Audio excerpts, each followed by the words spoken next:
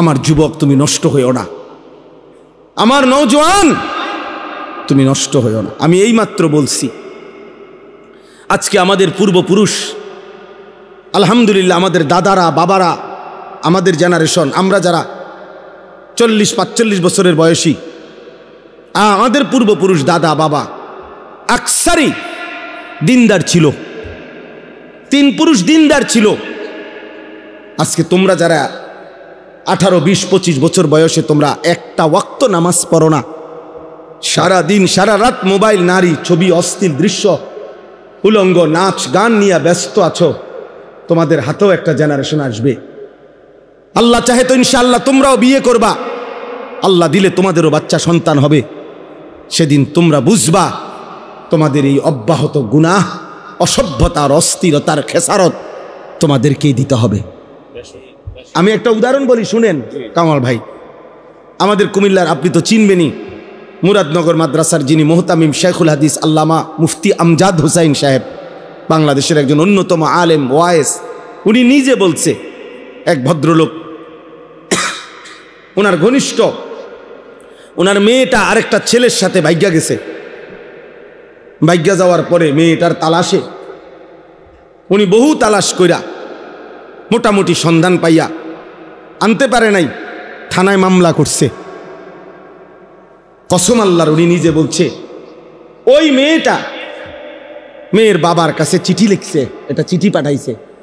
চিঠির মধ্যে মেয়ে স্পষ্ট লিখছে, আপনারা দুইজন যে কাজটা করেছিলেন অবিকল আমি তো তাই করলাম, এখন আমার বেলায় পুলিশ পাঠালেন কেন? আমার বেলায় থানায় মামলা কেন?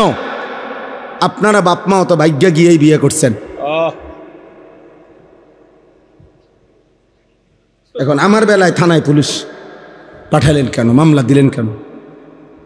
ওই বাবা অঝরে কাঁদছে যে হ্যাঁ, আমার সন্তান আমার বেইজ্জতি আমারে শোধ দিয়ে দিল, আমার পাপ আমারে বুঝায় দিল, ফিরায় দিল আমার সন্তান। এই জন্য প্রিয় সন্তান, মনে রাখো, কোরআনুল কারীমের মধ্যে আছে, আল্লাহ তাআলা বলেন, কালিলাম মা তাশকুরুন, শুকর আদায় করে কম, কালিল, কালিলাম মা তাদাক্কারুন। কোরআনুল কারীমে আল্লাহ বলেন, আমি আল্লাহর কথা থেকে উপদেশ গ্রহণ করে কম। ওয়া কালিলুম মিন ইবাদিয়াশ শাকুর, আল্লাহ তাআলা বলেন আমার কৃতজ্ঞ শুকরকারী বান্দা হয় কম। তাহলে আল্লাহ তাআলা তো কমের প্রশংসা করছেন কিনা বলে? হ্যাঁ। তাহলে সংখ্যা কম কিংবা বেশি সফলতা কিংবা ব্যর্থতার জন্য কোনো বিষয় না। সবাই চিনতে হবে অথবা চিনে না, এই পরিচিত বা অপরিচিতি, এটাও সফলতার কোনো বিষয় না। সবাই চিনলে সফল, সবাই না চিনলে ব্যর্থ, এমন কথা কোরআন সুন্নায় নাই। এটা ইসলামী দৃষ্টিভঙ্গি না।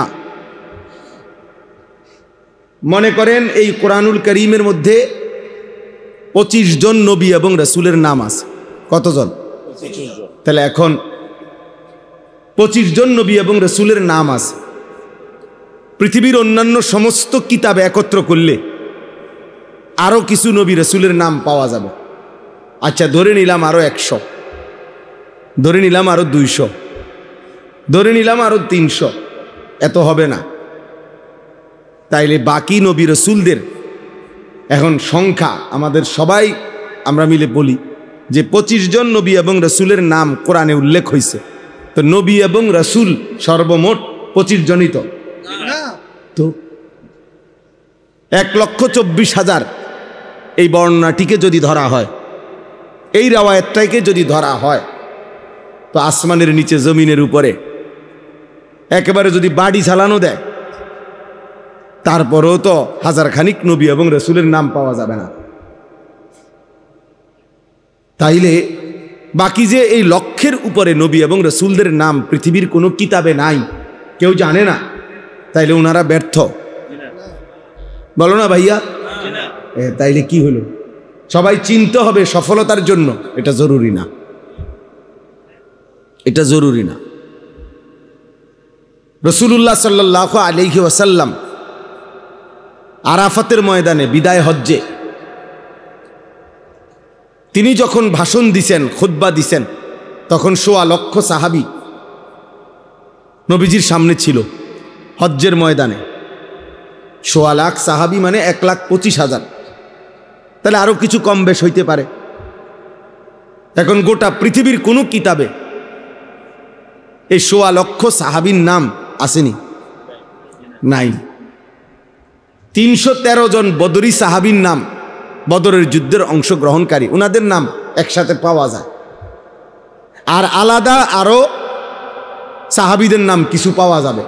সব তালাশ করলে তো হয়তো যদি ১,০০০ হয় বা ২,০০০ হয়, একেবারে ধরে নিলাম ৫,০০০ সাহাবীর নাম তালাশ করে খুঁজা পাওয়া গেল, তো বাকি যে ১,২০,০০০ সাহাবীর নাম পৃথিবীর কেউ জানে না, ওই শুধু আরাফ হজ্জের ময়দানের, তো ওনারা ব্যর্থ সবাই। তাহলে এটা বোঝা উচিত। সফলতা কিংবা ব্যর্থতার জন্য সংখ্যাও কোনো বিষয় না।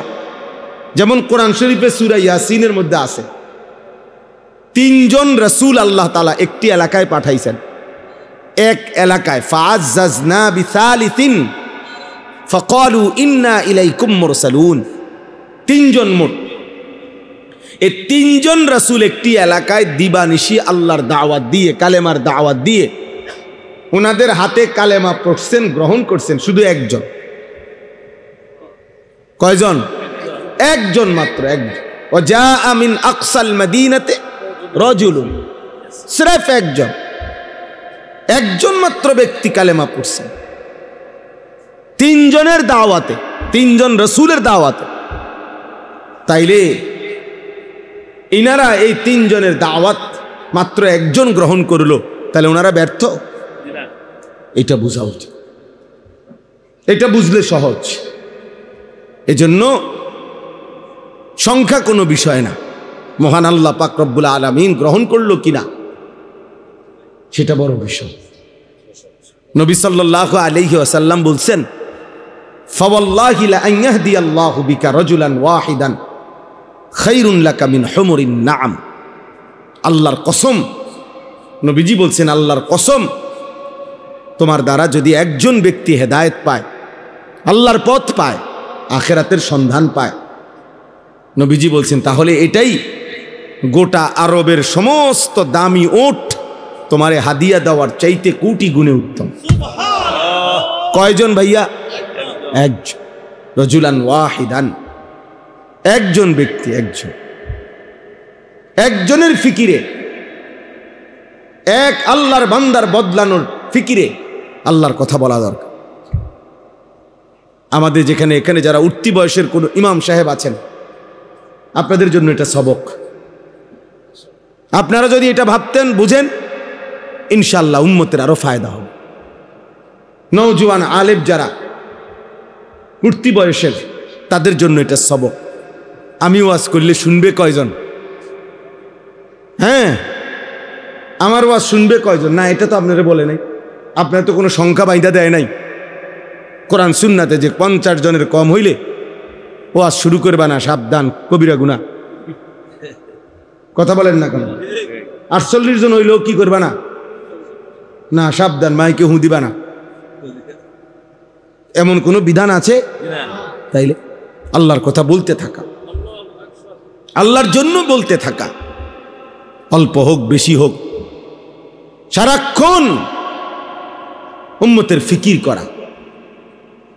আমাদের দাওয়াত ও তাবলীগের বিশ্ববিখ্যাত মুরব্বী হযরত মাওলানা আহমদ লাট সাহেব দামাত বারাকাতুহুমুল আলিয়া, তিনি বলছেন রাসূলুল্লাহ সাল্লাল্লাহু আলাইহি ওয়াসাল্লাম এবং সাহাবায়ে কেরামের প্রত্যেকের দিলের মধ্যে এই ফিকির ছিল কিভাবে আল্লাহ পাকের এক এক বান্দা জাহান্নাম থেকে মুক্তি পাবে,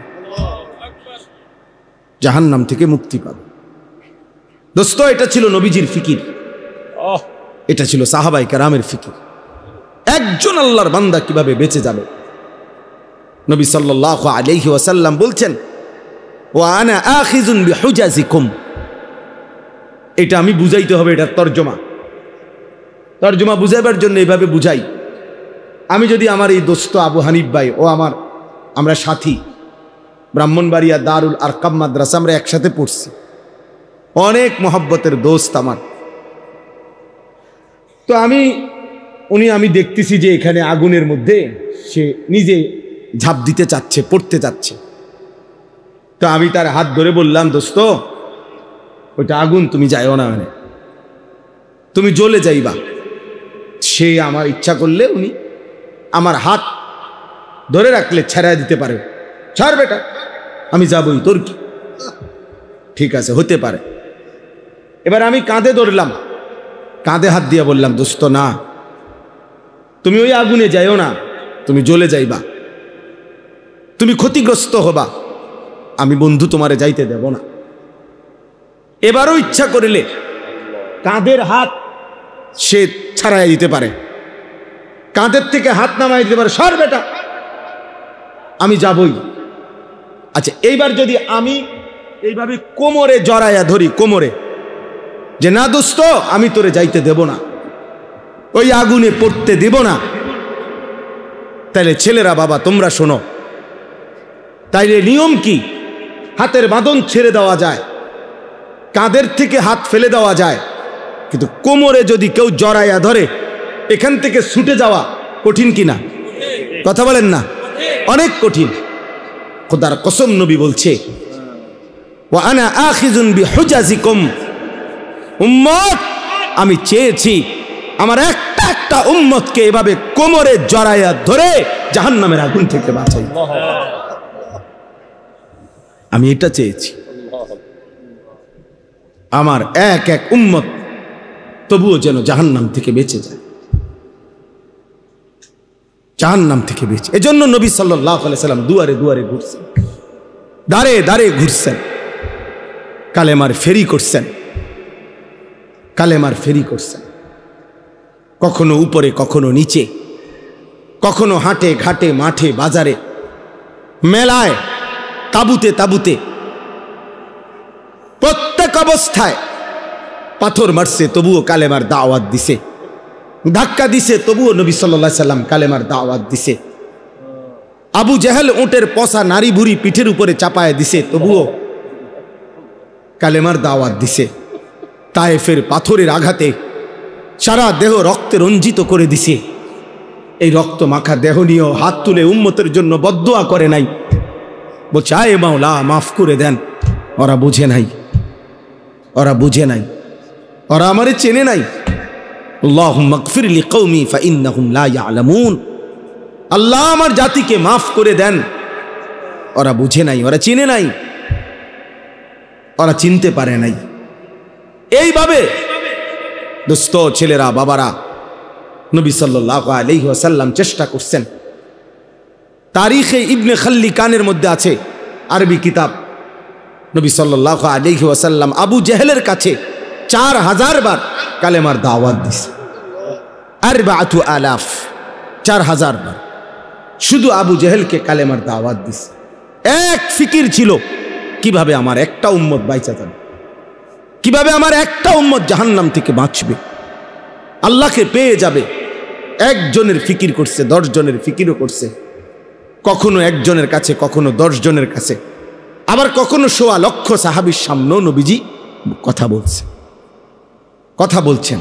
কবি আরশ पर कभी फरश पर, कभी उनके दर कभी दर बदर, गमे आशिकी तेरा शुक्रिया मैं कहां कहां से गुजर गया, कभी हो रास्तू में तन्हा कभी हो गुरूदे सहरा, मैं जुनू का हम सफर हो मेरा कोई घर नहीं है।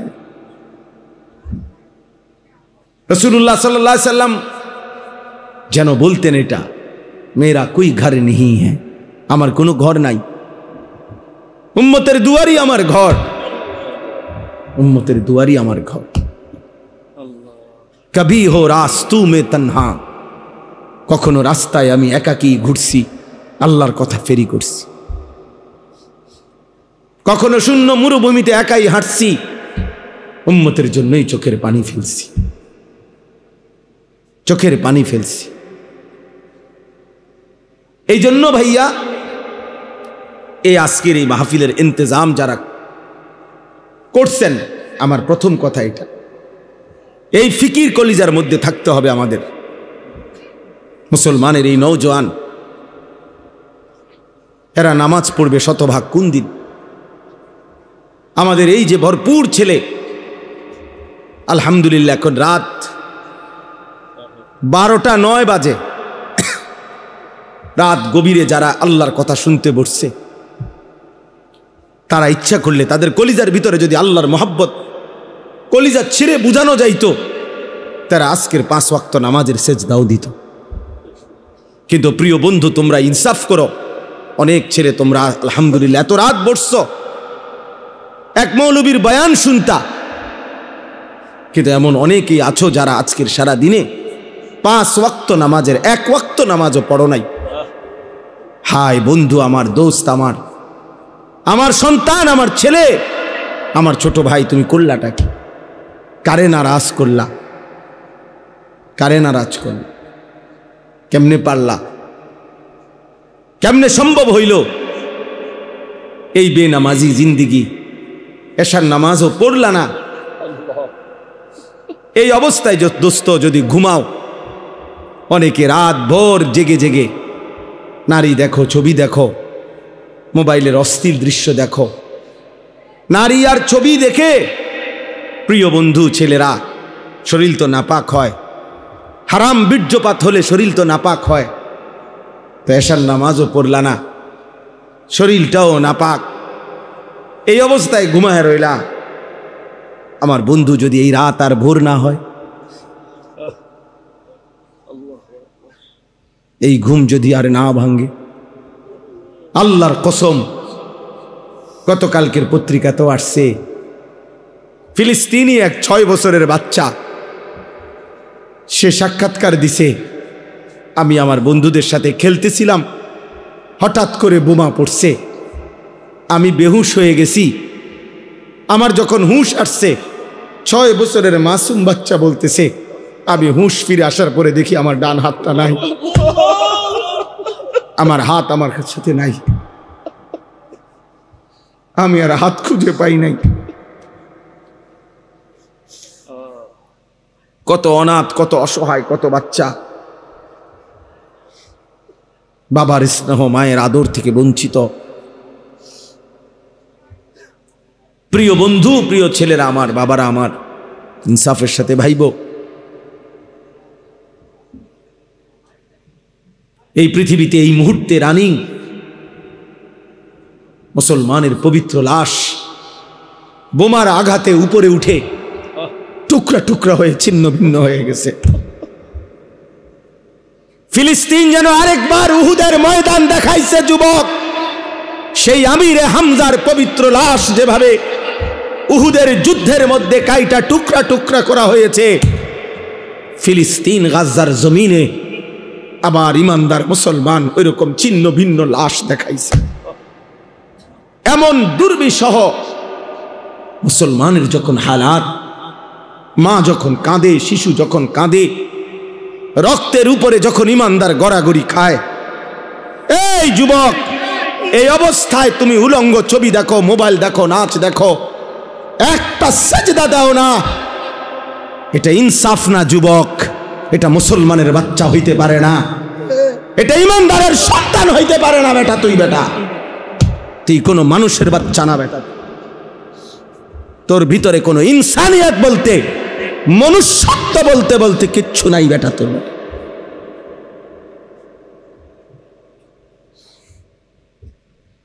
ওই জানোয়ার তোর চাইতে ভালো বেটা। তুমি মুমিনের রক্ত দেখো নাই? তুমি মজলুমের আহাজারি শোনো না? ওমা লাকুম লা তুকাতিলুনা ফি সাবিলিল্লাহ ওয়াল মুস্তাদাফিনা মিনার রিজালি ওয়ান নিসাই ওয়াল বিলদান আল্লাযীনা ইয়াকুলুনা রাব্বানা আখরিজনা মিন হাযিহিল ক্বরিয়াতিয যালিমি আহলুহা। আল্লাহ বলে, তোমাদের কি হলো? তোমরা কেন আল্লাহর রাস্তায় জীবন দিচ্ছ না, জিহাদ করছো না? অথচ দুর্বল পুরুষ, শিশু, বৃদ্ধা, নারী, বাচ্চা চিৎকার করে বলছে আর আল্লাহকে ডাকছে, মাওলা জালেমের এই জমিন থেকে আমাদেরকে রক্ষা করো মাওলা। ফিলিস্তিনি মা আহাজারি করছে, বোন আহাজারি করছে, ছেলে আহাজারি করছে, 6 বছরের মাসুম বাচ্চাও কাঁদতেছে। কোনো কান্না, কোনো চোখের পানি, কোনো রক্ত, শহীদের কোনো লাশ, তোমাদের যাদের কলিজার মধ্যে একটু বিবেক নাড়াইল না, তোমরা কেমন মানুষ বলো ভাই? ইনসাফ করো, ইনসাফ করো, রহম করো দোস্ত, রহম করো। ছেলেরা বলো মিয়া, ইনসাফ করো তোমরা, আমার কথায় রাগ হইও না, ইনসাফ করো। মুসলমানের সন্তান এমন হওয়ার কথা ছিল না, ইমানদারের সন্তান এমন হওয়ার কথা ছিল না। একজন মুসলমান, যার বাবা মুসলমান, মা মুসলমান, যার বংশ মুসলমান, যার রক্তে ইসলাম, এইভাবে আল্লাহকে ভুলে কিভাবে? এইভাবে আল্লাহকে ভুলে, এভাবে কিভাবে আল্লাহকে ভুলে? আমি দাঁড় করাইতে পারবো তো ভাইয়া এখন? তোমরা যারা আজকের সারাদিনে 1 ওয়াক্ত নামাজ পড়ো নাই, আমি তো দাঁড় করাইতে পারো। চেহারা দেখলে বোঝা যায় বেনামাজির। মুসলমানের সন্তান, বাপ, কার মতো চুল রাখলা বাবা? যে বেঈমান তোমার মা আর বোনের উপরে জুলুম করছে, যে বেঈমান তোমার ইমানদার ভাইয়ের রক্তে জমিন ভাসায় দিছে, তুমি তার মতো সাজলা? ছি ছি ছি। মুসলমান এত নির্লজ্জ হয় কেমন? ইমানদার এত আত্মমর্যাদাহীন হয় কিভাবে? মনে রাখেন, সবাই এবার বলি, বিজয় ফিলিস্তিনেরই হবে এই 1450 বছরের ইতিহাসে। কখনোই কোনো কালে সম্মুখ যুদ্ধে, মুখোমুখি লড়াইয়ে চূড়ান্তভাবে কোনো বেঈমান কখনোই জিতে নাই, ইমানদার কখনোই হারে নাই। এরা সেই ইহুদি ইসরায়েলের কুত্তারা, এদের ইতিহাস পরাজয়ের ইতিহাস। এরা মদিনার বনু নজির হেরে গেছে, এরা বনু কুরাইজা হেরে গেছে, এরা বনু কাইনুকা হেরে গেছে, এরা খায়বরের বেঈমান ইহুদি হেরে গেছে। এরা এই পৃথিবী বারবার দেখছে, আসমান ও জমিন বারবার সাক্ষী আছে, ইহুদি কুত্তারা কোনোদিন পৃথিবীতে জিতে নাই, কোনোদিন না ভাইয়া। জানো না তোমরা? আমরা ইতিহাস জানি, আলহামদুলিল্লাহ, কোনোদিনও জিতে নাই, আজও জিতবে না ইনশাআল্লাহ। সময়ের ব্যবধান, সব জালেমের পতন একই সময়ে হয় না, একই সময়ে হয় না। কারো পতন 950 বছর পরে হইছে, কারো পতন 400 বছর পরে হইছে, কারো পতন 150 বছর পরে হইছে, কারো পতন সিরিয়ায় 48 বছর পরে হইছে, বাংলাদেশের জালেমের পতন 16 বছর পরে হইছে। অতএব এটাই সত্য, ইসরায়েলের কুত্তারাও হেরে যাবে ইনশাআল্লাহ। মনে রাখো যুবক,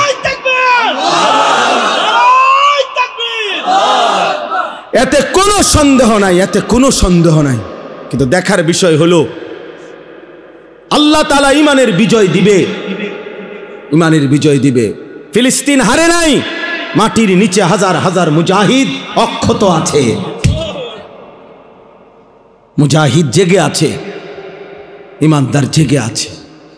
অতএব যুদ্ধের চূড়ান্ত ফয়সালা মুমিনের বিজয়, ফিলিস্তিনের বিজয়।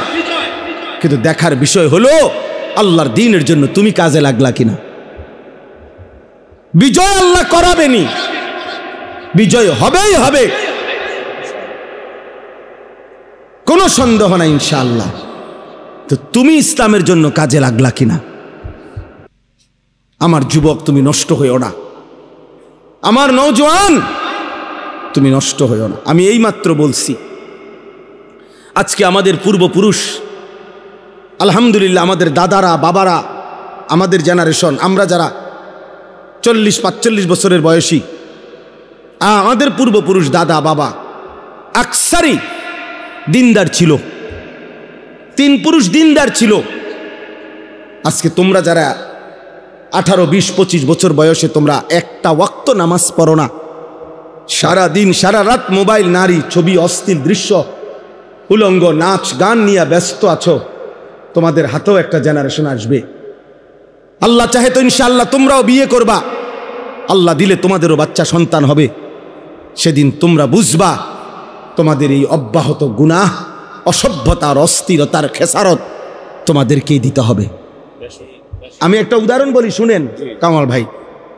আমাদের কুমিল্লার, আপনি তো চিনবেনই, মুরাদনগর মাদ্রাসার যিনি মুহতামিম শেখুল হাদিস আল্লামা মুফতি আমজাদ হুসাইন সাহেব, বাংলাদেশের একজন অন্যতম আলেম ওয়ায়েস, উনি নিজে বলছে, এক ভদ্রলোক, ওনার ঘনিষ্ঠ, ওনার মেয়েটা আরেকটা ছেলের সাথে ভাগ্যা গেছে। ভাগ্যা যাওয়ার পরে মেয়েটার তালাশে উনি বহু তালাশ কইরা মোটামুটি সন্ধান পাইয়া আনতে পারে নাই, থানায় মামলা করছে। কসম আল্লাহর, উনি নিজে বলছে ওই মেয়েটা মেয়ের বাবার কাছে চিঠি লিখছে, এটা চিঠি পাঠাইছে।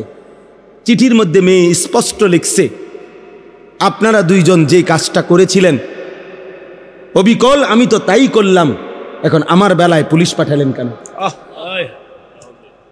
আমার বেলায় থানায় মামলা কেন? আপনারা বাপমাও তো ভাগ্যা গিয়েই বিয়ে করছেন, এখন আমার বেলায় থানায় পুলিশ পাঠালেন কেন, মামলা দিলেন কেন? ওই বাবা অঝরে কাঁদছে যে হ্যাঁ, আমার সন্তান আমার বেইজ্জতি আমারে শোধ দিয়া দিল, আমার পাপ আমারে বুঝায় দিল, ফিরায় দিল আমার সন্তান। এই জন্য প্রিয় সন্তান, মনে রাখো, আমার কাছে আরবি কিতাব আছে, ইমাম ইবনুল কাইয়িম আল জাওজি রাহমাতুল্লাহ আলাইহির কিতাব আদ-দা ওয়াদ-দাওয়া কিতাবের নাম। এই কিতাব রোগ এবং তার ঔষধ, গুনাহের ব্যাপারে, অনেক গুনার ব্যাপারে উনি আলোচনা করছেন। তো ওইখানে জিনা, ব্যভিচার, নারীর সাথে অসভ্যতা, অশ্লীলতার ব্যাপারে যে আলোচনা করছেন, ওইখানে একটা বাণী আছে, আমি দাগ দিয়ে রাখছি। ইমাম শাফিঈ রাহমাতুল্লাহি আলাইহি বলছে, বিশ্ববিখ্যাত ইমাম, 4 মাযহাবের একজন ইমাম, হানাফি শাফিঈ আমরা বলি না, এই ইমাম শাফিঈ রাহমাতুল্লাহ আলাইহির একটা বাণী, উনি বলছেন আজ-জিনা কারজুন। ইমাম শাফিঈ রাহমাতুল্লাহ আলাইহি বলছে, যুবক ছেলেরা বাবা শোনো, উনি বলছে জিনা এবং ব্যভিচার এটা করজ, এটা ঋণ। ঋণ যেমন সুদ দিতে হয়, তোমার এই অসভ্যতা, ব্যভিচার তোমার ফ্যামিলির কাউকে না কাউকে দিয়ে সুদ দিতে হবে। আল্লাহর কসম, তোমার যদি বিশ্বাস না হয়, এই কিতাব আমি দেখাবো, এবং এই কিতাবের বাংলা অনুবাদও আছে। এখন তোমারে সুদ দিতে হবে। যদি তওবা না করে ফিরে না আসে, আর আল্লাহ যদি মাফ না করে, তাহলে এটার কি দিতে হবে? সুদ দিতে হবে। এটা ঋণ। আজ-জিনা কারজুন, জিনা এবং ব্যভিচার কর্জ, ঋণ, ঋণ। অতএব দোস্ত আমার, বন্ধু আমার, প্রিয় সাথী আমার, মজলুমের দিকে আরেকবার তাকাও, ইমানদারের খণ্ড বিখণ্ড লাশের দিকে আবার তাকাও, গাজা ফিলিস্তিনের মজলুম মার দিকে আবার তাকাও, আরেকবার নিজের দিকে তাকাও। এমন মুহূর্তে একজন মুসলমান সন্তান এমন করা, নামাজ নাই, সেজদা নাই, আল্লাহ নাই, রসুল নাই, এগুলো কার মতো তোমরা চুল রাখলা? কারে তোমাদের প্রিয় মানাইরা? কার লেবাস, কার পোশাক তোমাদের পছন্দ হইল? দোস্ত আমার, কোন খেলোয়াড়ের গেঞ্জি পরলা? সে মুসলমান? আর্জেন্টিনার খেলোয়াড় মুসলমান, ব্রাজিলের খেলোয়াড় মুসলমান, তো সে তোমার পছন্দ হলো কেন? মেসি তোমার প্রিয় হবে কেন? এ তো পত্রিকা আসছে, ওর 2টা বাচ্চা হওয়ার পরে, যে মহিলার থেকে 2টা বাচ্চা হয়েছে, তার 9 বৎসর পরে ওই মহিলারে বিয়ে করছে, 2টা বাচ্চা লইয়া। হ্যাঁ, এটা তো আমি নিজ চোখে দেখছি ব্যাপারে। 9 বৎসরের অবৈধ মেলামেশায় 2টা বাচ্চা হইছে। এরপরে 2 বাচ্চা লইয়া হে ওই মহিলারে বিয়ে করছে। 9 বছর পরে বাচ্চা হয়েছে, আরো 9 বছর আগে। এত বড় অসভ্য কোন মুসলমানের সন্তানের মডেল হইতে পারে? তো তোমার চুল তার মতো হবে কেন? সামান্য বিবেকও কি থাকবে না মিয়া? বলো। হাইসো না বাপ, হাইসলে মনে রাখো তুমি প্রতিবন্ধী, মূলত তোমার তার সিরা। এই জন্য কোনো কথাই তোমার উপরে আসর করে না, কারণ মাতাল এমনই হয়। যার তার সিরা পাগল, সে সব কথাই হাসে, কারণ তার তো তার সিরা নাই। তো বিবেকের দংশন থাকা উচিত, নাই তো বিবেকের মধ্যে একটু অনুশোচনা আসা উচিত যে আমার কি করণীয় এই মুহূর্তে পৃথিবীতে। 1948 সালে ব্রিটিশ এই ফিলিস্তিন ভূখণ্ডের তাদের অধিকার ছেড়ে দিছিল। 1948 সালে ইসরায়েলের এই বেঈমানরা অবৈধভাবে তাদের এই রাষ্ট্র ঘোষণা দিয়ে সেদিন থেকে মুসলমানদের উপরে ফিলিস্তিনে জুলুম শুরু করেছে। আমার ভাই, আজকে 77 বছর। কসম আল্লাহ, তুমি এখন ক্যালকুলেটর লাগাও, 1948 থেকে 2025, 77 বছর একটানা মজলুম ফিলিস্তিনি রক্ত দিচ্ছে, জীবন দিচ্ছে। 1947 ইংরেজিতে ব্রিটিশ যখন এই ভারতীয় উপমহাদেশ থেকে চলে যায়, তখন র্যাডক্লিফ ব্রিটিশ একজন গবেষক, সে এই দেশ মানে এই ভারতের হিন্দুস্তানের মানচিত্র আঁকা দিছিল। এক অংশে হিন্দুস্তান, এক অংশে পাকিস্তান, কিন্তু কাশ্মীর সংখ্যাগরিষ্ঠ মুসলমানের একটা এলাকা, ওইটার কোনো সমাধান দিয়া যায় নাই তারা, এটা কোন অংশে। এই 47-এর পর থেকে আজকে 78 বছর এক টানা কাশ্মীরের মুসলমান কলিজার খুন দিচ্ছে, রক্ত দিচ্ছে, আজও তারা স্বাধীনতা পায় নাই। 78 বছর ধরে, 1947 থেকে 2025। 1964 ইংরেজিতে সর্বপ্রথম রোহিঙ্গার মুসলমানরা জুলুমের শিকার হয়েছে, শুরু হয়েছে। এই সামরিক সরকার, জান্তা সরকার তাদের উপরে জুলুম শুরু করছে। আজকে বরাবর 61 বছর, 2025 সাল 64 থেকে। প্রিয় বন্ধু, 61 বছরেও রোহিঙ্গা মুসলমানরা তাদের আজাদি পায় নাই, তারা তাদের জমিনের মালিকানা বুঝে পায় নাই। এজন্য আমার দোস্ত, ইনসাফের সাথে ভাইব। একবার যদি পিছলা খাও, আরেকবার দাঁড়াইতে কষ্ট হয়ে যাবে। একবার যদি পাও পিছলে পড়ে যাই, আরেকবার দাঁড়াইতে কষ্ট। তাহলে 77 বছর মজলুম ফিলিস্তিনি মার খাবে, 78 বছর কাশ্মীরে রক্ত ঝরবে, 61 বছর টানা রোহিঙ্গা রক্ত ঝরবে, আর তোমার উপরে আমার উপরে কখনোই কোনো মুসিবত আসবে না, এমন কাগজপত্র গ্যারান্টি করা আছে তো?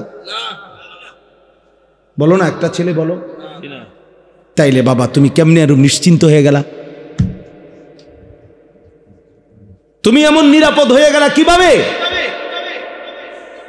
যে তোমার এক ওয়াক্ত নামাজ নাই, সেজদা নাই, আল্লাহ নাই, রসুল নাই, হালাল হারামের কোনো পাক নাফাকের কোনো ধার ধারণা, একটা মোটরসাইকেল জিন্দিগি, একটা মোবাইল জিন্দিগি, একটা নারীর সাথে প্রেম, এটাই জীবন, চুলের ফ্যাশন, এটাই জীবন বানায় ফেলছো, বন্ধুদের সাথে অসৎ আড্ডা, কিছু অশ্লীল বিশ্রী বাজে কথাবার্তা, নিজেদের মধ্যে অসভ্য নোংরা কথাবার্তা, এটাকেই জীবনের আনন্দ, হাসি খুশি বানাই দিই। অসভ্যতা আনন্দ হয় কেমনে ভাইয়া? প্রিয় ভাই বলো, কোন কোন কিতাবে লিখছে, কোন বইতে লিখছে, কোন ডিকশনারিতে যে নোংরামিটা আনন্দ, অসভ্যতা আনন্দ? তুমি একটা মেয়ের পিছনে ঘুরলা, এটা তো অসভ্যতা, এটা তো আনন্দ না। তুমি উলঙ্গ ছবি দেখলা, এটা তো নোংরামি, এটা তো আনন্দ হইতে পারে না। অশ্লীলতা তো পৃথিবীর কোনো ভাষায়, কোনো দেশে, কোনো ধর্মে অশ্লীলতাকে আনন্দ বলে না, অসভ্যতাকে আনন্দ বলে না। অতএব ইনসাফ করো। মূলত দিল মরে গেছে যার, আখেরাত ভুলে গেছে যে, ইনসানের কাতার থেকে যে নিজেকে বিচ্ছিন্ন করেছে, জন্তু এবং জানোয়ারের খাতায় যে নিজের নাম লেখাইছে, অসভ্যতার অস্থিরতা, আল্লাহকে ভুলে থাকা একমাত্র তার পক্ষে সম্ভব। এবার আমি কোরআন থেকে বলি, কোরআনুল কারীমের সূরা আরাফের মধ্যে আছে স্পষ্ট, আল্লাহ তাআলা বলেছেন ওয়াত্তাবাআ হাওয়াহু ফামাসালুহু কামাসালিল কালব। আল্লাহর কসম, কোরআনের আয়াত। আল্লাহ বলছে মনের ইচ্ছা মতো যে চলে, আমার মনে যা চায় আমি তাই করব। ওয়াত্তাবাআ হাওয়াহু, যে তার নফসের মনের চাহিদার অনুসরণ করে। কিসের আল্লাহ, কিসের রাসূল, কিসের কোরআন? বাদ দে বেটা এডি হুজুরদের এসব কথা বাদ। আমার মনে যা চাই তাই করব।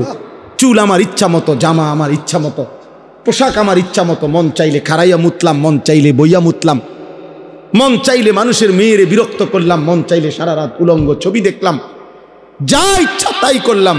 আমার বাবার সম্মান, মার সম্মান, কিচ্ছুর আমার কোনো পরোয়া নাই। আল্লাহর কসম, কোরআনে আল্লাহ বলছে এমন জীবন যার, তার দৃষ্টান্ত কামাসালিল কালব, কুত্তার মতো, কুত্তার মতো, কুত্তার মতো। এই নাফরমান, এই জিন্দেগি কুত্তার জিন্দেগি, কুত্তার জিন্দেগি। এজন্য বেনামান জীবনে রাখিস, তোর জিন্দেগি কুত্তার জীবন। সেজদাবিহীন যুবক, মনে রাখিস তোর জীবন কুত্তার জীবন।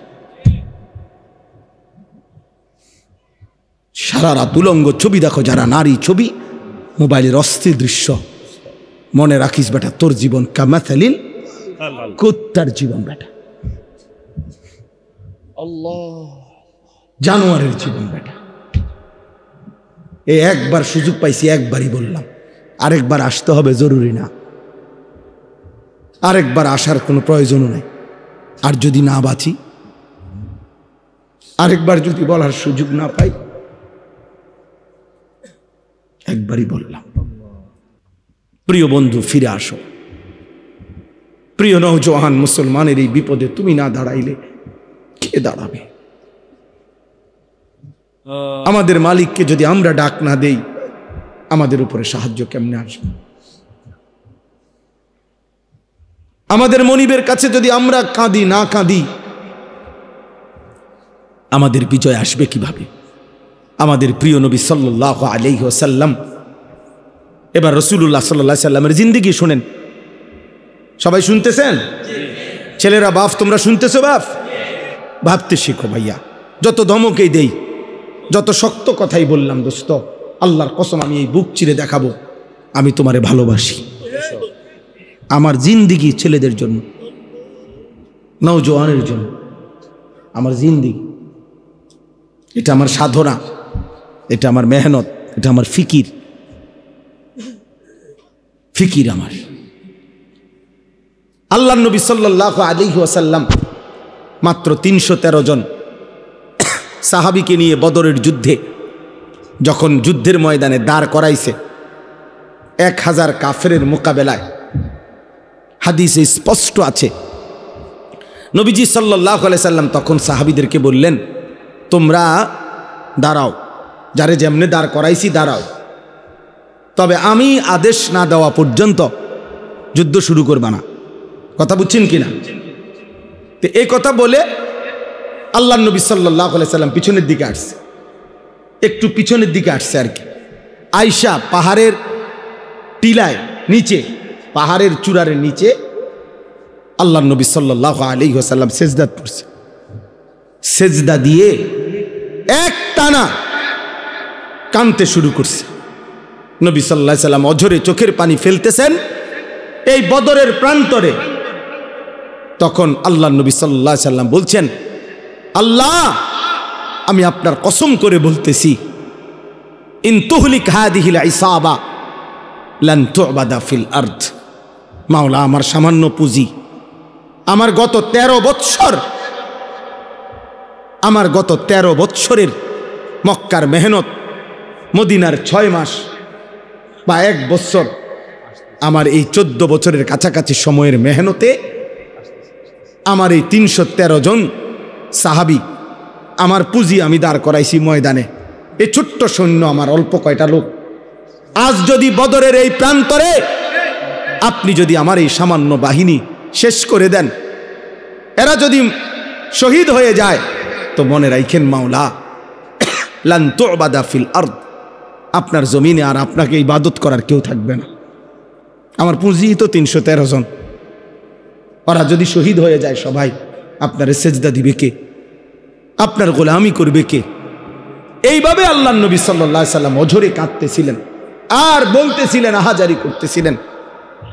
আল্লাহ রব্বুল আলামিন ঠিক তখন জিব্রাইল পাঠাইয়া নবী সাল্লাল্লাহু আলাইহি সাল্লামকে সরাসরি জানায় দিছেন, বন্ধু ফাস্তাজাবা লাহুম রব্বুহুম, আপনার দোয়া আমি কবুল করেছি। আমি আল্লাহ আসমান থেকে এই মুহূর্তেই জিব্রাইলের নেতৃত্বে 1020 ফেরেশতার কাফেলা আপনার সাহায্যে পাঠাচ্ছি। আন্নী মুমিদ্দুকুম বিআলফিন মিনাল মালাইকাতি মুরদিফিন, আমি এক্ষুনি পাঠাচ্ছি। আপনার সাথে আপনার সাহাবীদের সাথে কাঁধ মিলিয়ে ফেরেশতারা যুদ্ধ করবে। বদরের যুদ্ধে আল্লাহ তাআলা মুমিনের বিজয় দান করছেন, বিজয় দান করছেন। তাহলে এই জন্য ভাইয়া, প্রিয় ভাই আমার, রাসূলুল্লাহ সাল্লাল্লাহু আলাইহি ওয়াসাল্লাম চোখের পানি ফেলছেন আল্লাহর নবী সাল্লাল্লাহু আলাইহি সাল্লাম। আজকে আমরা তো কমপক্ষে চোখের পানিটা তো ফেলতে পারি। এই মুহূর্তে আমরা যদি গাজা যাইতে তো চাই, যাওয়ার জন্য কসম আল্লাহর, শুধু এই মাহফিলে বলতেছি না, একাকিত্ব মালিকের কাছে 1000 বার বলছি, মালিক যদি এই জান তোমার পছন্দ হয় তো এই জান দিতে রাজি আমি, তবুও মজলুমকে বাঁচায় দাও, মজলুমকে বাঁচায় দাও। যে সারা বাংলাদেশ ব্যাপী যখন মিছিল হয়েছে, আমাদের সবাই আমরা মিছিল করছি, আলহামদুলিল্লাহ আমরাও মিছিলে গেছি, আমরাও মিছিল। আমার ছোট ছেলে, আমার 2 ছেলে, আমার বড় ছেলে 13 বছর, ওরে আমি সাথে নিছি। তো আমার 7 বছরের ছোট ছেলে, এই যে আমাদের সারা দেশ একসাথে যে মিছিল করলাম আমরা, 7 বছরের ছেলে ওই ধারায় আছে। তা আমি বলি, আব্বা তুমি ছোট মানুষ, তুমি যাইও না। আলহামদুলিল্লাহ মালিকের দয়া, আমার বিবি ওই আমারে বলতেছে যে আমার পক্ষ থেকে আমি আমার ছোট ছেলেরে দিলাম, কসম আল্লাহ, বলছে ওরও নিয়ে যান, এটা আমি আমার পক্ষ থেকে দিলাম। অতএব আমি এই মাত্র বলছি, রাসূলুল্লাহ সাল্লাল্লাহু আলাইহি সাল্লামের একজন মহিলা সাহাবী হযরত আয়েশা রাদিয়াল্লাহু তাআলা আনহার বড় বোন হযরত আসমা রাদিয়াল্লাহু তাআলা আনহা, ওনার ছেলে ছিলেন আব্দুল্লাহ ইবনে জুবায়ের রাদিয়াল্লাহু তাআলা আনহু, বিখ্যাত সাহাবী। সর্বশেষ উনি যখন হাজ্জাজ ইবনে ইউসুফের বিরুদ্ধে যুদ্ধ করার জন্য বের হইতেছিল, শেষবারের মতো দুশ্মনের মোকাবেলায় যুদ্ধে যাওয়ার সময় ওনার আম্মা এই আসমা হযরত আবু বকর সিদ্দিক রাদিয়াল্লাহু তাআলা আনহুর মেয়ে, উনি তখন 90 ঊর্ধ্ব বয়স, উনি চোখে দেখতেন না, অন্ধ হয়ে গেছিলেন। এই মহিলা আসমা আবু বকর রাদিয়াল্লাহু তাআলা আনহুর কন্যা, মানে আয়েশা রাদিয়াল্লাহু তাআলা আনহার বোন। তো আব্দুল্লাহ ইবনে জুবায়ের ওনার ছেলে, উনি যুদ্ধে যাবে, শেষবারের মতো মার কাছে আসছে বিদায় নিতে। মারে আয়েশা বলছে, মা আমার এই শেষবারের মতো দোয়া করে দাও, আমি শহীদ হওয়ার জন্য দুশ্মনের মোকাবেলায় যাচ্ছি। তো মা তো চোখে দেখে না, আমরা নিজে উর্দু কিতাবে পড়ছি।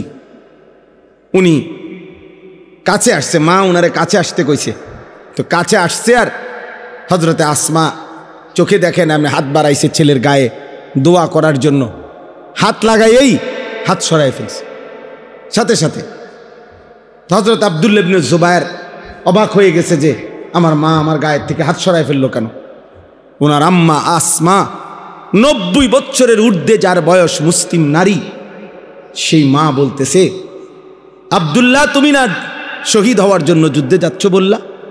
বলছে, হ মা, শহীদ হওয়ার জন্যই তো যাচ্ছি। হযরত আসমা বলছে, তাহলে সন্তান আমার লোহার বর্ম গায়ে দিলা কেন? লোহার পোশাক গায়ে দিলা কেন? যদি বলো শহীদ হবা, তাহলে গায়ে লোহার পোশাক পরলা কেন? তুমি না বলে শহীদ হবা, খোলো এই পোশাক, আল্লাহর জন্য জান দিয়ে দাও। তো পোশাক খুলে ফেলছে উনি। এরপরে খালি জামায়, শুধু স্বাভাবিক জামা দিয়ে যুদ্ধ করে হযরত আব্দুল্লাহ ইবনে জুবায়ের শাহাদাত বরণ করছে। আরো শোনো যুবক, আমি উর্দু কিতাবে এই ঘটনাও পড়ছি। আল্লাহর নবী সাল্লাল্লাহু আলাইহি সাল্লামের একজন সাহাবী ছিল হাবিব ইবনে যায়েদ, হাবিব ওনার নাম। নবী সাল্লাল্লাহু আলাইহি সাল্লামের এই সাহাবীকে একজন মিথ্যা নবী দাবিদার, সর্বপ্রথম যে নিজেকে মিথ্যুক নবী দাবি করছিল নবী সাল্লাল্লাহু আলাইহি সাল্লামের ইন্তেকালের কয়েকদিন আগে, তার নাম হলো মুসাইলামাতুল কাজ্জাব। তখন নবীজি তখন জীবিত, একেবারে লাস্ট টাইম। এই সময় সে নিজেকে মিথ্যা নবী দাবি করছিল। এই মিথ্যুকের অনুসারী যে কয়েকজন, তারা ঘটনাচক্রে এই রাসূলুল্লাহ সাল্লাল্লাহু আলাইহি সাল্লামের মাত্র 16 থেকে 17 বছর বয়সী হাবিব ইবনে যায়েদ এই সাহাবীকে বন্দী করছে, আটকাইয়া ফেলছিল। আটকাইয়া যখন মুসাইলামা ওই মিথ্যুক ভণ্ড নবী দাবিদারের কাছে আনছে, তো ওই বেঈমান মুসাইলামা ওনার এই সাহাবী হাবিবকে, সুন্দর চেহারা 17 বছরের ছেলে, নবীজির সাহাবী, ওনাকে বলছে, হাবিব তুমি একবারের জন্য শুধু বলো আমি মুসাইলামা আল্লাহর নবী। তখন হযরত হাবিব বলছে, আল্লাহর কসম, আশহাদু আন্না মুহাম্মাদান রাসূলুল্লাহ ওয়া আনতা কাদ্দাব, আমি সাক্ষ্য দিচ্ছি মুহাম্মদ সাল্লাল্লাহু আলাইহি সাল্লাম তিনি আল্লাহর রসুল আর তুই মিথ্যুক। কিতাবে আছে বন্ধু, এই মুসাইলামা উনার ডান হাত কেটে ফেলে দিছে, বলছে এবার বল, বলছে লা আনতা কাযযাব বাল মুহাম্মাদুন রাসূলুল্লাহ সাল্লাল্লাহু আলাইহি সাল্লাম। বাম হাত কেটে ফেলে দিছে, বলছে এবার বল, বলছে লা আনতা কাযযাব। ডান পাও কেটে ফেলে দিছে, বলছে এবার বল, লা আনতা কাযযাব। বাম পাও কেটে দিছে, উনি এবারও বলছে লা আনতা কাযযাব, তুই মিথ্যাবাদী। শেষ পর্যন্ত জিহ্বা টেনে ছিঁড়ে ফেলছে, শরীরটা কাইটা টুকরা টুকরা করে, খোদার কসম বুটি বুটি পিস পিস বানায় ফেলছে, গোশতের টুকরার মতো। এরপরে হযরত হাবিব ইবনে যায়েদের পবিত্র লাশকে টুকরা টুকরা করে ছিন্ন ভিন্ন করে ফেলে দিছে। আমরা ওই কিতাবে পড়ছি, ওনার এই খবর মদিনায় আসছে যে ওনারে যে এভাবে নির্মমভাবে শহীদ করছে। তখন ওনার মা ছিল মহিলা সাহাবী, ওনার আম্মাও মহিলা সাহাবী, উম্মে আম্মারা ওনার মায়ের নাম। এই উম্মে আম্মারা তিনি ওনার কাছে আইসা লোকেরা শুনাইছে, মা তোর ছেলে হাবিব মুসাইলামার বাহিনীর হাতে শাহাদাত বরণ করছে, কিন্তু ওনারে বলছে, মা তোর ছেলের মৃত্যু বড় নির্মম মৃত্যু হইছে। মুসাইলামা একটা একটা করে অঙ্গ কাইটা কাইটা টুকরা টুকরা করে একেবারে পিস পিস বানায় ফেলছে, কিন্তু তোমার সন্তান একবারের জন্য মদিনার রসুলকে অস্বীকার করে নাই, মুসাইলামাকে 1 সেকেন্ডের জন্য নবী মানে নাই। বারবার তোমার সন্তান শেষ নিঃশ্বাস পর্যন্ত মদিনাওয়ালার নাম বলে গেছে। তখন আমরা কিতাবে পড়ছি, ওই মহিলা, ওই সাহাবীর মা একটা চিৎকার দিয়া সবার সামনে বলছে, লিহাদাল ইয়াউম আরদাতুহু, মদিনাবাসী আল্লাহর কসম এমন একটা দিনের জন্যই আমি আমার সন্তানকে বুকের দুধ খাওয়াইছিলাম, বুকের দুধ খাওয়াইছিলাম। অতএব বাবা, এক মা তার পবিত্র দুধের সৌভাগ্য বলতেছে যে সন্তান আমার দুধের হক আদায় করছে, আমার বুকের দুধের হক আদায় করছে, আল্লাহর জন্য জান দিছে। আজকে তোমাদের মারাও 2 বছর তোমাদেরকে দুধ পান করাইছে, তোমাদের বাবা হাজারো বার তোমাদের মুখে গালে চুমা দিছে, তোমাদের বাবার ঘাম ঝরানো টাকা দিয়ে সংসার চালাইছে, বিনিময়ে মা বাবাকে এত বড় অপমান কইরো না। রাসূলুল্লাহ সাল্লাল্লাহু আলাইহি ওয়াসাল্লাম 23 বছরে কি পরিমাণ কাঁদছেন, তিনি কাঁদছেন। আমি প্রায় বলি এ কথাটা যে নবী সাল্লাল্লাহু আলাইহি সাল্লাম অসংখ্য উম্মতের আমল নামা দেখে যখন দেখবে পৃষ্ঠার পর পৃষ্ঠা নামাজ নাই, রোজা নাই, হালাল হারামের কোনো অনুভূতি নাই, পাক নাফাক বলতে কিচ্ছু নাই, আহা 30 বছর ফজরের নামাজ পড়ে না, এমন উম্মত 40 বছর কোনোদিন হারাম ছাড়া হালাল খায় নাই, সুদের ব্যবসা করে গেছে 40 বছর, দাড়ি কাইটা গেছে 30 বছর, মিথ্যা বলছে, 60 বছর বয়স, আমল নামায় দেখা যায় বিড়ি আর সিগারেট ছাড়া কোনো দিন বাকি নাই, গালি ছাড়া কোনো দিন নাই, নাচ গান টেলিভিশন ছাড়া কোনো রাত নাই। আল্লাহর কসম, নবী সাল্লাল্লাহু আলাইহি সাল্লাম ওই উম্মতের দিকে তাকাইয়া চোখের পানি ফেলে নবীজি বলবে, উম্মত, আমার 23 বছরের চোখের পানি, আমার তায়েফের রক্ত, আমার উহুদের দান দান শহীদ বিনিময়ে এই আমল নামা।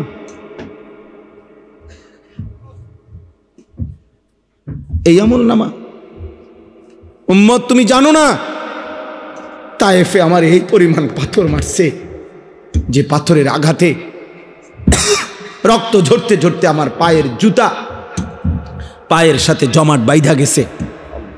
হযরত যায়েদ বলছে, রাসূলুল্লাহ সাল্লাল্লাহু আলাইহি ওয়াসাল্লামের জুতা মুবারক পায়ের সাথে জমাট বাইধা গেছে রক্তে।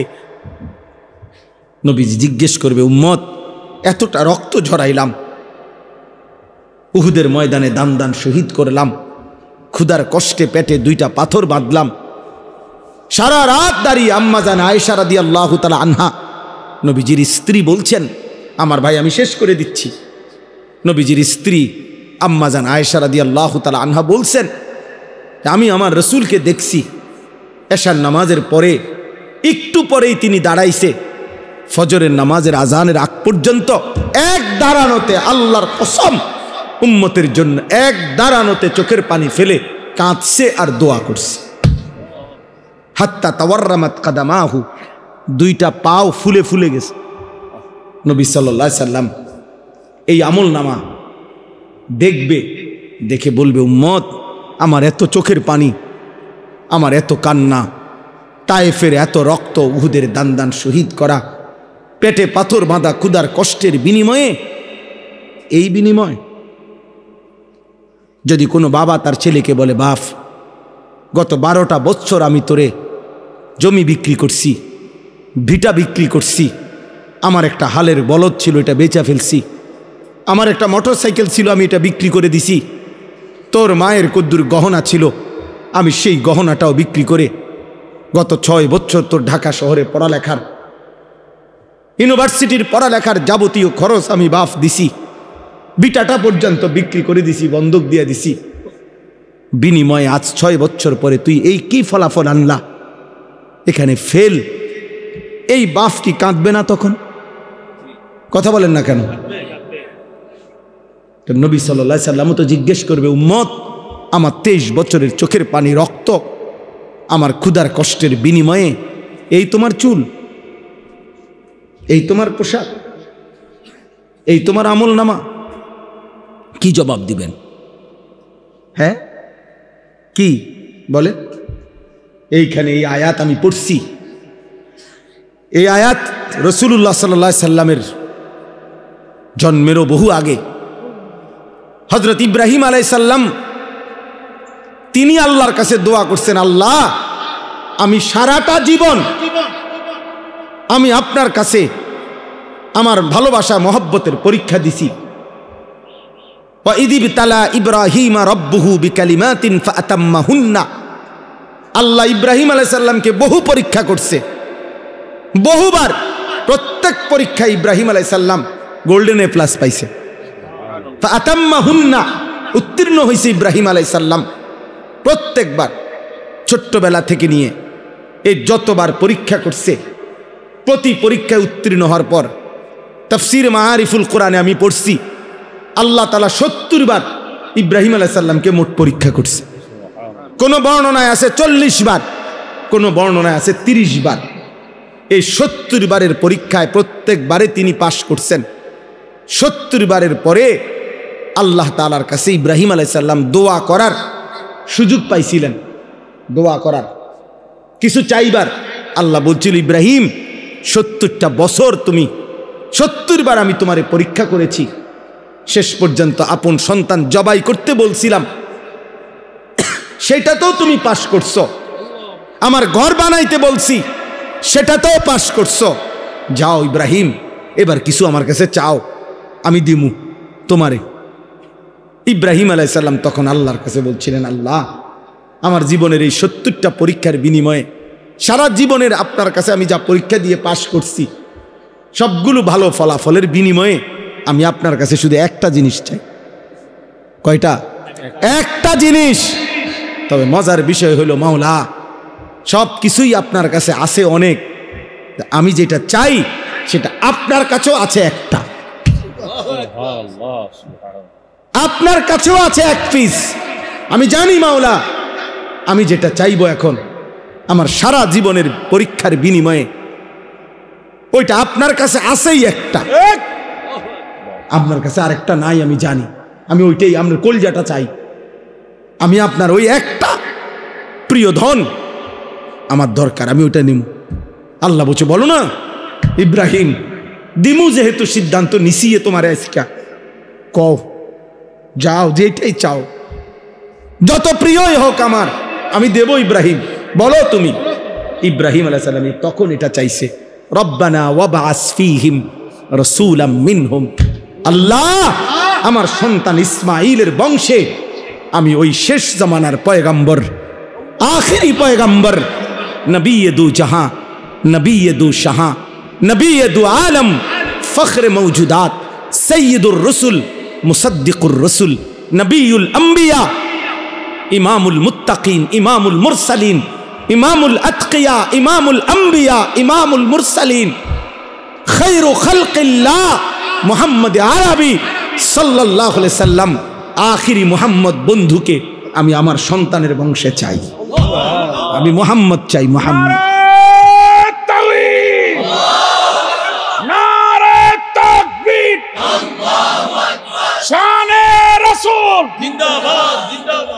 বুঝছুনি ভাইয়া? রব্বানা ওয়াবআস ফীহিম রাসূলাম মিনহুম। আল্লাহ, আমি ওই কলজাটা চাই, আমি আখিরি রাসূল চাই, শেষ পয়গম্বর চাই, আমি বন্ধু মুহাম্মদকে চাই সাল্লাল্লাহু আলাইহি ওয়াসাল্লাম। এখন নবী সাল্লাল্লাহু আলাইহি সাল্লাম আখিরি নবী, নবী মুহাম্মদ সাল্লাল্লাহু আলাইহি সাল্লাম মহান আল্লাহ পাকের কাছে কয়জন? একজন। হুসনে ইউসুফ দমে ঈসা, ইয়াদে বাইদা দারি, আঁচে খুবা হামা দারন, তু তনহা দারি। আল্লামা ইকবাল বলছে, হে নবী মুহাম্মদ, ১৬ লক্ষ আম্বিয়ার, সব নবী সব রাসূলের যত গুণ, যত বৈশিষ্ট্য, যত মুআজিজা, সব আলাদা আলাদা করে খুঁজে দেখছি, আপনি একা বন্ধু, আপনার মাঝে সব একসাথে খুঁজে পেয়েছি। আছে খুবা হামা দারন, তু তনহা দারি। আপনি একাই সব, আপনি একাই সব, আপনি একাই সব। এজন্য আমরা লাকাদ মান্নাল্লাহু আলাল মুমিনিনা ইয বাআসা ফীহিম রাসূলাম মিন আনফুসিহিম। আমাদের জীবনের সবচেয়ে বড় অর্জন, আমরা আখিরি রাসূল পেয়েছি। আমাদের জীবনের সবচেয়ে বড় পাওয়া বন্ধু, আমরা আখিরি নবীকে পেয়েছি। অতএব আমার শেষ কথা এটা, আল্লাহ বলছে বন্ধু, ইব্রাহিম আলাইহিস সালাম বলছে, মাওলা, আমি কেন চাই মুহাম্মদ সাল্লাল্লাহু আলাইহি সাল্লামকে আমার সন্তানের বংশে, ইয়াতলু আলাইহিম আয়াতিকা, সে আপনার কালাম তেলাওয়াত করে পরবর্তী বংশধরকে শোনাবে।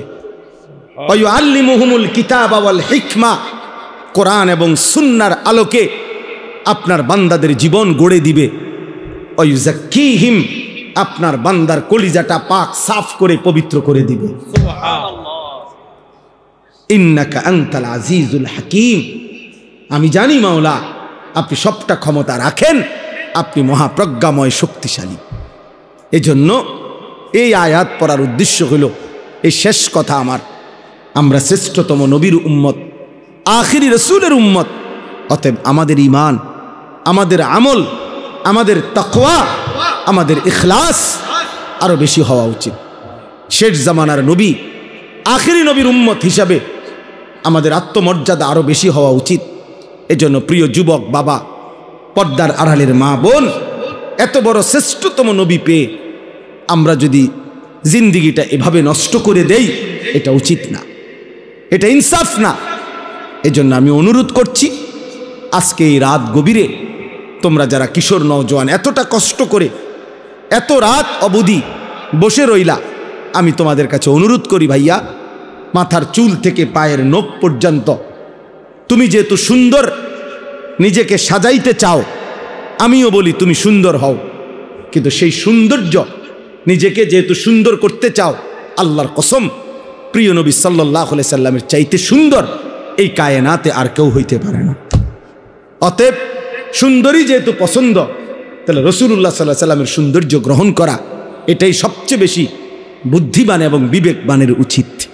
কারণ প্রিয় নবী সাল্লাল্লাহু আলাইহি সাল্লাম তিনি হাসলেও সুন্দর, তিনি কাঁদলেও সুন্দর, তিনি হাঁটলেও সুন্দর, তিনি বসলেও সুন্দর। হাজারো সাহাবী নবী সাল্লাল্লাহু আলাইহি সাল্লামের সৌন্দর্যের বর্ণনা দিছেন। নারীরা, পুরুষেরা, সাহাবীরা সবাই নবীজির সৌন্দর্যের প্রমাণ করছেন। 1450 বছর ধরে আপনজন দুশ্মন সবাই নবীজির জীবনী গবেষণা করছে। ইমানদারের কাছেও তিনি শ্রেষ্ঠ, পৃথিবীর সমস্ত কাফের বেঈমানের কাছেও আল্লাহর রাসূল সাল্লাল্লাহু আলাইহি সাল্লাম শ্রেষ্ঠ। তাহলে তিনি বন্ধুর কাছেও শ্রেষ্ঠ, তিনি দুশ্মনের কাছেও শ্রেষ্ঠ। আমাদের নবীর চাইতে শ্রেষ্ঠ কোনো দিক থেকে এই পৃথিবীর কোনো বেঈমানও কাউকে এই পর্যন্ত প্রমাণ করতে পারে নাই। তাইলে শ্রেষ্ঠতম রাসূল আমার থাকতে তুমি বেঈমানের মতো সাজবা কেন? কেন তুমি সুন্নাত ছেড়ে দিবা? কেন তুমি আল্লাহর রাসূল সাল্লাল্লাহু আলাইহি সাল্লামকে ছেড়ে দিবা? অতএব একটা যুবকও যদি বোঝো, আমি তোমার জন্য বললাম, আমি একজনের জন্য বললাম, একজন, আল্লাহ তাআলা আমাদের প্রত্যেককে কবুল করে নেন। ছেলেরা, বাবা, আল্লাহর ওয়াস্তে বাপ, তোমরা আখলাক সুন্দর করো, তোমরা তোমাদের এই চুল স্বাভাবিক বানাও, তোমরা দয়া করে আল্লাহর ওয়াস্তে বন্ধু এই চুল চারিদিকে সমান করে কাটো। এগুলা দাজ্জালের চুল। এই দাজ্জাল ইহুদিদের খোদা, একেবারে পরিষ্কার হাদিসে আছে ভাইয়া, ইহুদিরা যাকে খোদা মনে করে সে দাজ্জাল, দাজ্জালকে। আর আল্লাহ রাসূল সাল্লাল্লাহু আলাইহি সাল্লাম বলছে দাজ্জালের চুল হবে এলোমেলো, একেবারে বিশুদ্ধ হাদিস। স্বাভাবিকতার পরিপন্থী যত চুল এগুলা দাজ্জালের চুল। খোদার কসম, রব্বে কাবার কসম, এই মসজিদের ঘরের মালিকের কসম, আল্লাহ রাসূল সাল্লাল্লাহু আলাইহি ওয়াসাল্লাম বলছে দাজ্জালের চুল হবে স্বাভাবিকতার পরিপন্থী। এজন্য এই চুল রাখো না, এই চুল রাখো না, তুমি দুশ্মনের খপ্পরে পড়ে যাবা। দয়া করে ফিরে আসো, নামাজ পড়ো, 5 ওয়াক্ত নামাজ, ফজরের নামাজ পড়ার চেষ্টা করো। ইনশাআল্লাহ তোমাদের হাতেই আগামী দিনের ইসলামের বিজয় হবে। হ্যাঁ হ্যাঁ, যেই যুবকের হাতে যদি, নওজোয়ানের হাতে যদি জালেম ভাগতে পারে, নওজোয়ানের হাতে কালেমার পতাকা উড়বে ইনশাআল্লাহ। বাংলাদেশেও ইসলামের পতাকা উড়বেই ইনশাআল্লাহ। এজন্য আমি উদাত্ত আহ্বান জানিয়ে আজকের এই সুন্দর আয়োজন শেষ করলাম। আল্লাহ তাআলা আমাদের সকলকে ঈমান, আমল, তাকওয়া, রাসূলুল্লাহ সাল্লাল্লাহু আলাইহি ওয়াসাল্লামের সুন্নাতের মুহাব্বত দান করেন। আমিন।